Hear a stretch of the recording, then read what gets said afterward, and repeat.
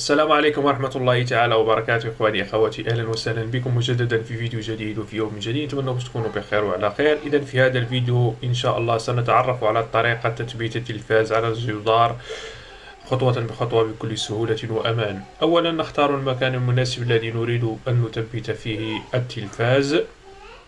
بعدها نحدد مكان القاعدة باستخدام الميزان المائي ونعلم نقط الحفر بالقلم. نبدأ بالحفر في الأماكن المحددة ونركب الشوفيات ومن بعد الفيسات، ثم نثبت قاعدة الحامل على الجدار باستخدام البراغي. وبعد ذلك ننتقل إلى تركيب الجزء الخلفي من الحامل على التلفاز، ونتأكد أن البراغي مناسبة قبل الموجودة في خلفية التلفاز، ونقوم بتزييرها.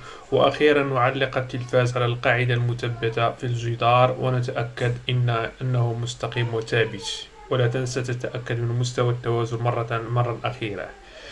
إذا كان الجدار من الجبس استخدم براغي خاصة لتثبيت أفضل، وبهذا يكون التلفاز جاهز للعرض والثابت بشكل آمن ومرتب.